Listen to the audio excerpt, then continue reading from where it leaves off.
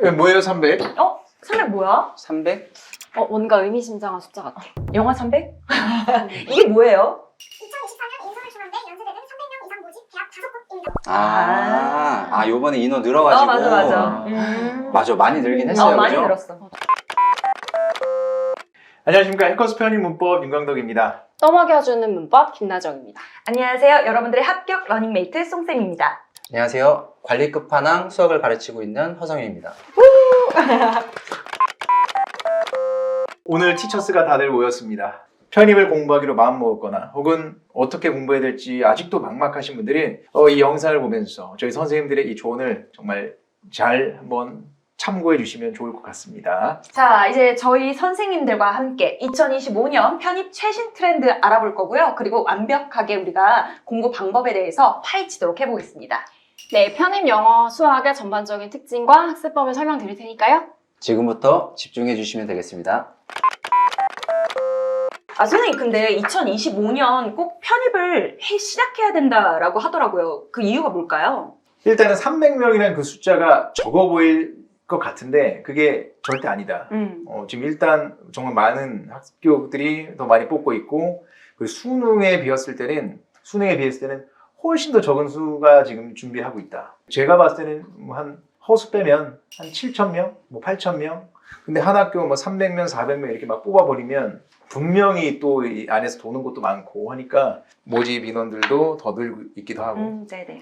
올해 그래서 인문계적 이슈된 학교가 있었잖아요. 중앙대 맞아요. 맞아. 그래서 학생들이 진짜 기대를 많이 했는데 조금 올해 보니까 진짜 합격자 좀 소식이 많이 들려오는 것 같아요. 맞아. 아니, 근데 다행이다. 학생들이 또 그건 알아야 돼요.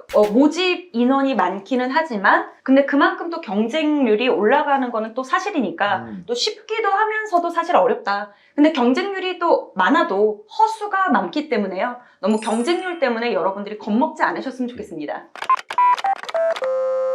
보통 근데 상위권 대학이 좀 문제가 어렵다고 생각하잖아요. 네네. 근데 인문계는 꼭 그렇지는 않거든요. 자연계는 혹시 어떨까요?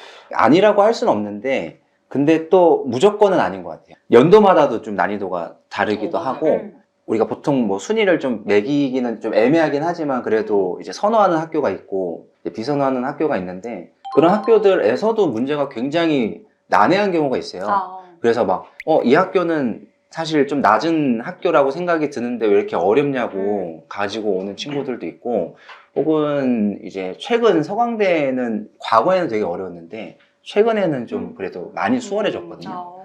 영어도 마찬가지예요. 맞아요. 많이 아, 그래요? 쉬워졌어요. 그래서 사실 뭐 상위권이라고 어렵고 하위권이라고 쉽고 맞아요. 그런 건 아닌 것 같아요. 그런 거 네. 아닌 것 영어 같은 경우는 제 생각에는 독해 비중이 높으면 높을수록 확실히 좀 어려워지는 건 맞는 것 같아요. 맞아요. 특히 뭐 중대 같은 경우라든지 뭐 서강대에는 전문 서적이라든지 아니면 뭐 철학, 언어학 뭐 이런 데서 나오니까 아무래도 또 짧은 시간 안에 그 긴 지문들에 대해서 또 이해를 해야 되니까 분명히 어려운 부분은 있어요. 해마다 조금 다르긴 하지만 그래도 어렵기는.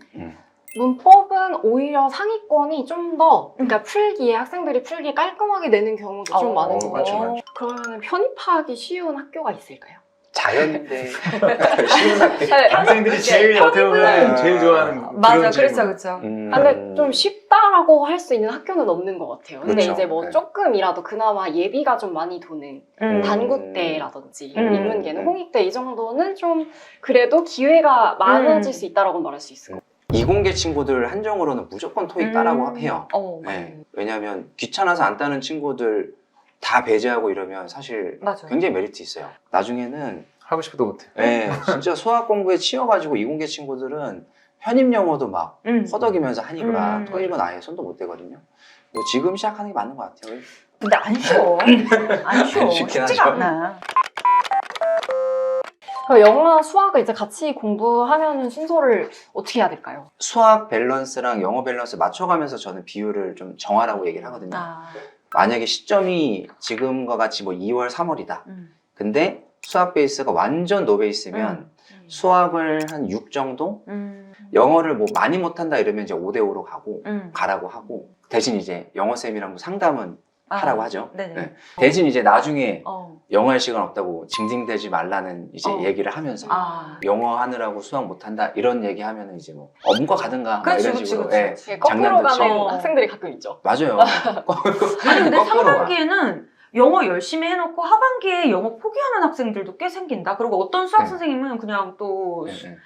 너 그냥 수학에 수학만 열심히 하라고? 이렇게 하니까 놓는 게 너무 아쉽다. 저는 영어 포기는 절대 하지 말라고 얘기하는 편이고 근데 음. 왜냐면 수학만 해도 갈 수 있는 학교가 있긴 하지만 네네. 너무 제한적이에요. 맞아요. 그렇죠. 저희가 보통 학생들이 지원하는 학교가 10개에서 많게는 15개, 맞아요. 막 20개까지 되잖아요. 근데 영어 하나면은 3, 4개밖에 안 되니까 이게 사실 편입의 메리트가 많이 없어지는 없죠. 거죠. 네. 음. 막 이 학교 저 학교 다 볼 수 있는 게 편입의 메리트인데 후반에 뭐 영어 포기하지 않도록 초반에 영어 계속 강조를 하는 거고 그래서 수학을 만약에 잘한다? 그러면 지금 시점에서는 거의 9를 영어 해도 상관없어요. 9까지요? 네, 9까지. 그러면 그 9를 선생님 언제까지? 그러니까 보통 이거 월로 기준으로 한다면? 진짜 많이 잡으면 6월. 네, 조금 적게 잡으면 5월. 아이들이 이제 문법을 딱 끝내고 슬슬 독해를 해야 될 때 아 그쵸. 선생님이 이제 슬슬 수학을 비중을 높인다라는 거잖아요. 그렇죠, 그렇죠. 그러면 이제 아이들은 이제 독해가 이제 훨씬 더 어려운데 이 영어도 초반에 우리가 어휘 문법이 중요하다 이렇게 얘기하지만 미리미리 독해도 계속 연습을 계속 하고 있어야 돼요. 그죠? 독해가 모든 수학이든 뭐 문과든 이과든 다 비중이 제일 높기 때문에 맞아요. 결국엔 독해 연습을 꾸준히 하고 있어야 된다. 이 자연계 문법은 아예 따로 커리가 있어야 돼요. 맞아요. 완전히 굳이 인문계처럼 맞아요. 할 필요가 없어. 뭐 명사, 관사, 대명사 이걸 네네네. 꾸준히 할 필요가 없는데 걔네들 커리를 그대로 가면 당연히 시간도 부족하고 맞습니다. 뭐 그렇게 될 수밖에 없어서 이런 것들이 이제 선생님들이 다 알아서 커리를 다 해주시니까. 근데 지금 사실 저희가 이 촬영하고 있는 이 시점이 상반기잖아요. 초반이잖아요. 근데 두 분이 지금 문법 선생님이에요. 그 문법에 관련된 팁 같은 게 있을까요? 솔직히 뭐 디테일한 팁은 수업 시간에 들으면 되고요. 수업 시간에 들으면 되고요. 맞습니다. 그러니까 이게 조금 뭐 월을 기준으로 한다면 일단 자연계, 인문계 공통적으로 한 5, 6걸까지는 늦어도 이론을 그냥 끝내놓고 여기서 이제 좀 분류를 하면 인문계에서도 나는 정말 너무 문법에 자신이 없다. 그리고 자연계 학생들은 반복되는 이론이 있어요. 그 반복되는 이론을 그냥 자주 문제를 풀어야 돼요. 그러니까 하루에 뭐 조금씩이라도 감이 떨어지지 않게. 그리고 이제 나머지 좀 상위권을 목표로 한다거나 아니면 인문계에서도 좀 더 문법에 자신이 있다. 그러면 고난이도 문법까지 해서 다양한 문제를 푸는 거. 결국은 사실 문법은 문제풀이가 거의 다지 않을까요? 가장 중요하죠. 문법 문제풀이. 여기서 하나만 더 추가하면 굳이 기출문제를 아끼지 말고 이론을 배웠으면 좋겠어요. 이론 따로 문제 따로가 아니라 네. 문제를 풀면서 계속 이론을 다시 곱씹고 모르는 거 확인하고 그리고 제발 해석 좀 했으면 좋겠어요. 맞아. 문법을 하는 친구들이 맞습니다. 잘못 생각을 해서 이 문법은 굳이 해석이 필요 없어 라고 생각하는 친구들이 실력이 제일 늦게 맞아요, 올라요. 맞아요. 일단 문법도 문법인데 네. 친구들이 독해를 너무 힘들어해서 그쵸. 독해를 어느 타이밍에 어떤 정도의 비율로 공부를 해야 되는지 저는 6월이 되게 중요한 시점이라고 보거든요. 근데 6월 전까지는 무조건 문법의 비중이 높은 게 맞아요. 근데 문법 플러스 저는 구문이 함께 가야 된다고 생각해요. 왜냐면 구문이 해석 연습을 하는 거니까. 그러니까 이 구문이 잘 돼 있어야 나중에 독해로 넘어갔을 때 뭐 문장을 보고서는 사고할 수 있는 능력도 생기는 거고. 그래서 6월 전까지는 무조건 문법 플러스 구문. 그 다음에 어쨌든 제일 중요한 건 어휘다. 어휘. 문과 친구들이든 자연계 친구들이든 어휘고 어휘를 그냥 막 무작정 이렇게 쓰면서 암기하는 학생들도 있고 이런데 효율적으로 암기하는 방법이 분명히 있어요. 근데 이거는 이제 수업 시간에 얘기를 해주는 거니까 그런 부분들을 참고를 해줬으면 좋겠다. 왜냐면 강대쌤이랑 한번 촬영한 적이 있었으니까 강대쌤은 안단 말이죠. 네. 그럼요. 꿀팁을 벌써. 근데 이거는 뭐 수업 때 오면 들을 수 있으니까. 그렇지, 수업 때 말아. 이런군요. 그렇죠. 일단 수학 같은 경우는 이제 커리가 사실 딱딱 정해져 있잖아요. 수학은 이제 진도라는 게 거의 10월, 뭐 9월까지는 쭉 이어지니까 드리면 그리고 인강 듣는 친구들도 웬만하면 현강 그 진도를 맞추는 게 가장 저는 좋다고 보거든요. 베이스가 있는 친구들이 엄청 급하게 듣는 친구들이 있는데 이게 수능 수학이랑 좀 다르게 어쨌든 범위가 굉장히 넓기 때문에 맞아. 좀 시간을 두면서 계속 체화시키면서 이제 넘어가는 그런 부분들이 반드시 필요하거든요. 그래서 사실 우리 친구들이 또 이제 좀 착각을 하는 게 막 진도를 또 늦게 빼는 친구들은 이제 12월 이렇게 시험을 보잖아요. 그럼 시험 보기 전까지 빼면 되겠지. 이런 착각을 가끔 해요. 근데 사실 우리가 딱 그 돌발 상황에서 어떤 문제들을 풀 때 그게 체화가 돼야지 바로 풀이가 떠오르지. 이제 막 배운 이론 가지고 문제를 풀기 힘들잖아요. 그래서 일단 적어도 이론은 9월 안으로 그 다음에 한 2달 정도 잡고 기출 쭉 정리한 다음에 나머지는 이제 풀었던 지금까지 공부했던 것들을 가지고 계속 다시 오답 노트 정리하고 새로운 거를 푼다기보다는 이제 본인들이 여지껏 공부한 거 점검하는 시간으로 좀 써야 이제 우리가 문제 풀 때 바로바로 이제 꺼내서 공식 같은 거, 뭐 이론 같은 거, 개념 이런 거 꺼내서 쓸 수 있지 않을까. 어쨌든 우리가 가고 싶은 이런 상위권 학교에서는 사고력 요구하는 부분들이 크기 때문에 그렇죠. 하반기에서 우리가 사고력을 요구하는 문제를 풀려면 상반기에는 기초적인 부분이 잘 되어 있어야 한다. 지문을 읽는 방법이 있어요. 근데 이거는 혼자서 할 수는 없습니다. 해설지 해석 잘 돼 있고 단어 정리 잘 돼 있으니까 뭐 혼자서 할 수 있지 않나? 이렇게 생각을 하는 것 같아요. 근데 그게 아니라 배워야 된다, 방법을. 글 읽는 방법이라든지 아니면 문제 유형에 따른 방법들이 다 있기 때문에 선생님을 통해서 학습을 해야 되고 수업을 들어라. 슬럼프에 빠졌을 때 재밌다, 극복 방법. 저는 기억나는 친구가 정말 열심히 하다가 그만두는 걸 꼭 한 10월달, 11월달 이럴 때 그만두는 친구들이 뭐 1년에 항상 2-3명씩은 있어요. 항상. 맞아. 오히려 열심히 한 친구들일수록 이게 좀 크게 온다라는 생각이 좀 들어요.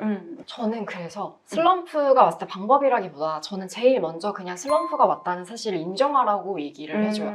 왜냐면 보통 이제 공부를 안 하는 죄책감이 들어서 책상에 앉아서 계속 몇 시간씩 막 머리를 막 쥐어짜고 이래봤자 슬럼프가 극복이 되는 게 아니기 때문에 일단은 저는 물리적으로 환경을 벗어나라.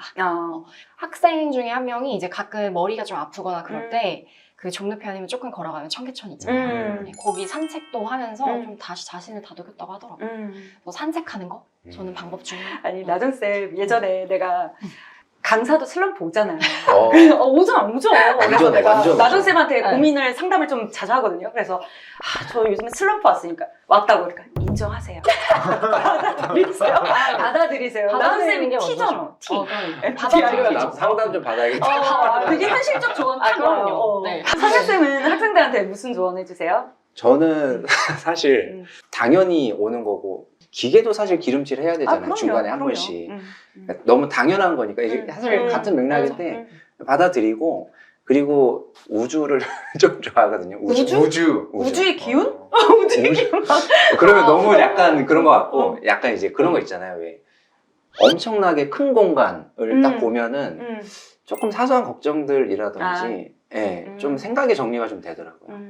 이런 지금 뭐 슬럼프 따위는 사실 별거 아니다. 맞아. 근데 저는 제자 중에도 굉장히 본인만의 취미를 확고하게 지키면서 공부를 열심히 했던 친구가 있는데 그 친구는 이제 딱 시간 정해서 그 시간 전까지 그걸 하기 위해서 열심히 몰입하고 이제 그걸로 스트레스 풀면서 좀 슬럼프를 극복했다고 하더라고요. 그 친구 잘 갔어요. 네. 어제 이제 제가 올해 합격생이죠. 지금 자연계 학생인데 성대 합격하고 한양대 합격하고 시립대 합격하고 오늘 이제 중대 발표인데 그 학생한테 제가 물어봤어요. 오늘 이거 찍는데 너 슬럼프 어떻게 극복했니? 근데 그 학생이 직장 생활을 하다가 8월에 시작을 한 학생인 거예요.